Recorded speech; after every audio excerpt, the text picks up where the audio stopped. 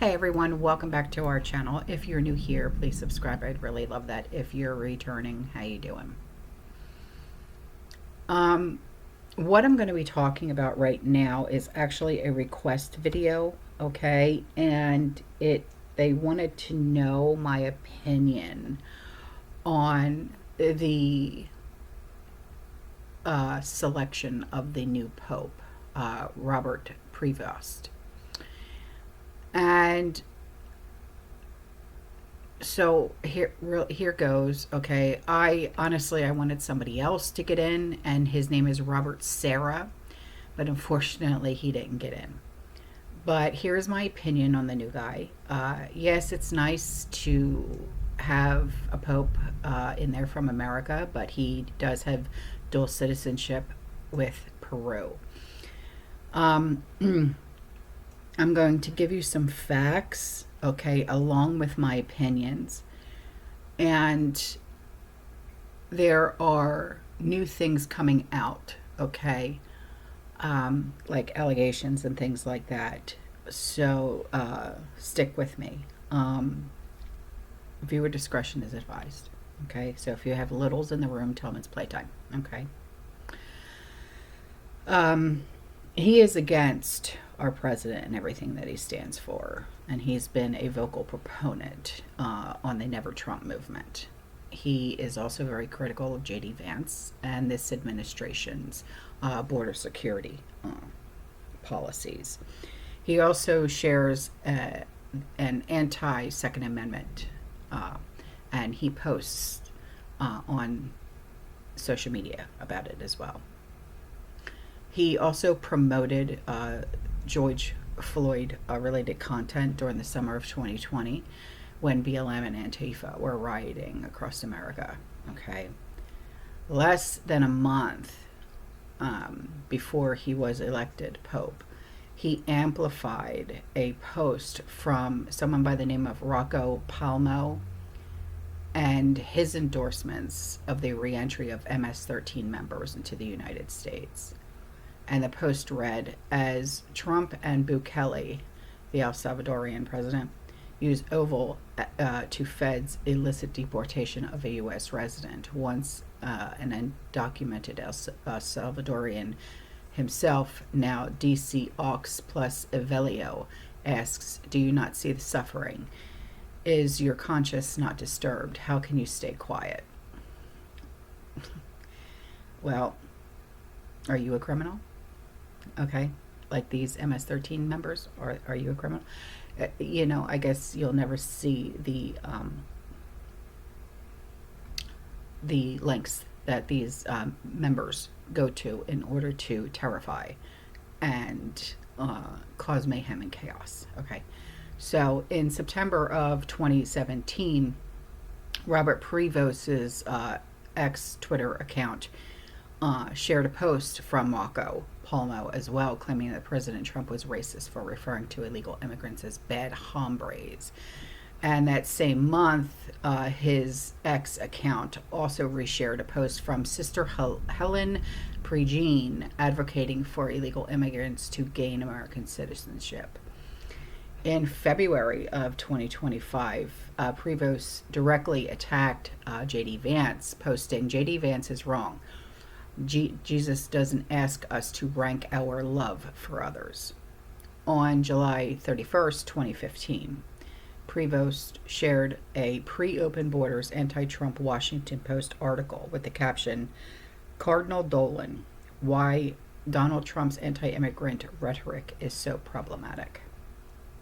Now, 6 weeks before American Cardinal Robert Prevost became Pope Leo, the activist group Survivors Network of those abused by priests, we'll just call it SNAP, okay, filed a complaint against Prevost, along with other church leaders, to the Vatican's Secretary of State, Cardinal Pietro Parolin.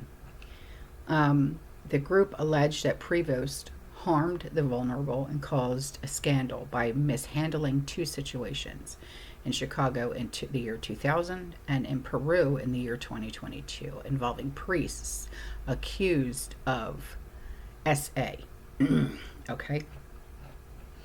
Now, Prevost allowed a priest that was accused of SA to at least 13 littles to live at the Augustinian order at St. John Stone Friary in Hyde Park, which was a half a block from St. Thomas the Apostle Elementary School.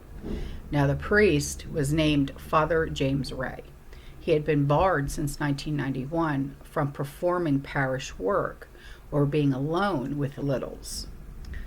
Restrictions the Archdiocese of Chicago noted when it asked Prevost to allow Ray to live at the friary. The complaint said that the school was never notified. And in 2002, after the U.S. Conference of Catholic Bishops tightened their policies, Ray was moved from the priory and removed from public ministry. He was removed from the priesthood entirely in 2012. In April, of 2022, 3 women filed a complaint to Prevost accusing 2 priests there of SA, beginning in 2007, when they were littles. And in December of 2022, the women filed civil complaints saying that the diocese had failed to act or to inform civil authorities about what happened. But prosecutors closed the case a month later, saying that the statute of limitations had expired. So the diocese denied the women's claims, saying that Prevost met with them personally when they filed their initial complaint. The diocese said that it suspended one priest after the complaint and that the other was no longer in the ministry because of his age and his poor health. It also said that it forwarded the complaint to the higher-ups in Rome, to an office known as the Dicastery for the Doctrine of Faith. But the Dicastery closed the case in August of 2023, after the diocese notified it of the dismissal of the civil case. So the complaint alleges that Prevost, as bishop, failed to open an investigation, properly inform civil prosecutors, or restrict the priests involved. The women also said that the church investigators never even talked to them. So there's holes in Prevost's statements, the church's statements, and everything else. So Prevost's successor as bishop of Chiclayo, Guillermo Cornejo, reopened the case in December of 2023 and called for a new investigation after one of the 3 women went public with her claims. So I think, in my opinion, that this guy is going to be extremely problematic. Now, are there some good things about this new guy? Sure. But I think the bad outweighs the good. Okay? The good is that he was a member of the Villanova University. He went to Villanova University. He was a member of the Villanova University anti-club. Okay? He is known for his solid judgment and a keen capacity to listen, and someone who doesn't need to pound his chest to be heard. That's what he's known for, but from what I'm seeing, solid judgment is not one of his strong suits. It is said that he is more pragmatic, cautious, and discreet than the Pope that we just had. And he wants the Vatican's diplomats to be more involved in efforts to end conflicts, principally in Ukraine, Gaza, and South Sudan. So I think that this new guy is going to be problematic, um, because I don't think that he, and you know me, I am not a feminist at all by any means. Um, I don't think he likes to listen to women. Um, but when you have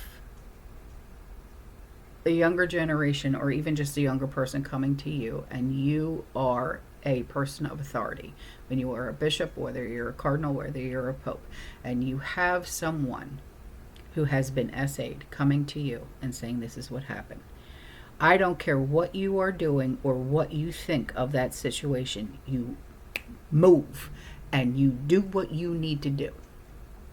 But this guy, I don't think he did what he needed to do. I think he did what he wanted to do. Let me just put it that way, okay? I don't think that he is as traditional as he makes himself out to be. Um, I don't think that he is for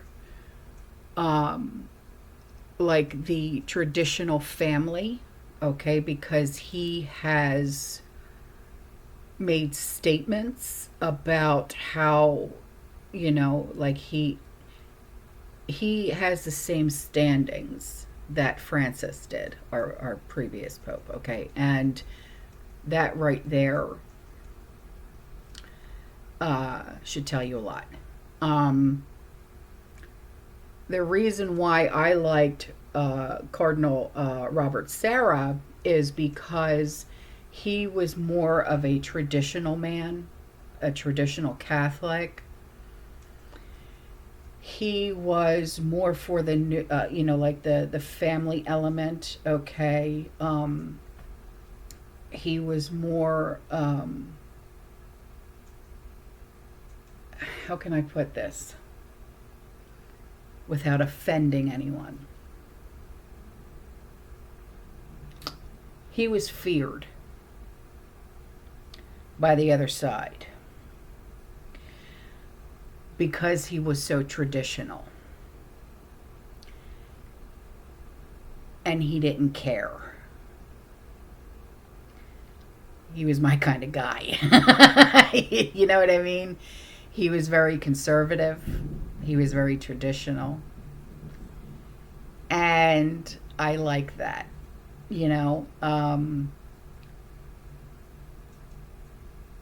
He, I believe, would have been able to get the Vatican and the Church and Catholicism back where it should have been a long time ago. But with this guy, this Prevost,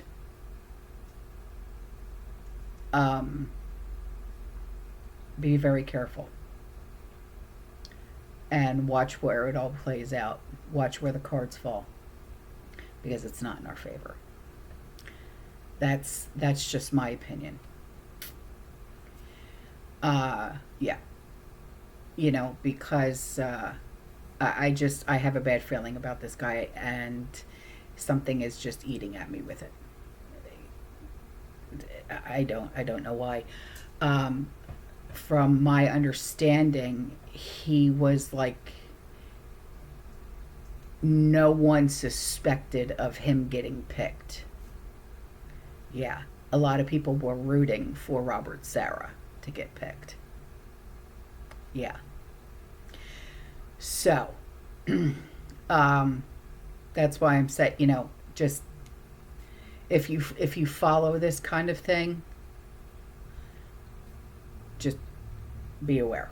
That's all I'm going to say. Okay, guys, I'm out of here. I will see you in the next one, okay? You stay safe, you stay positive, you keep prepping, and as always, fear less. Ciao.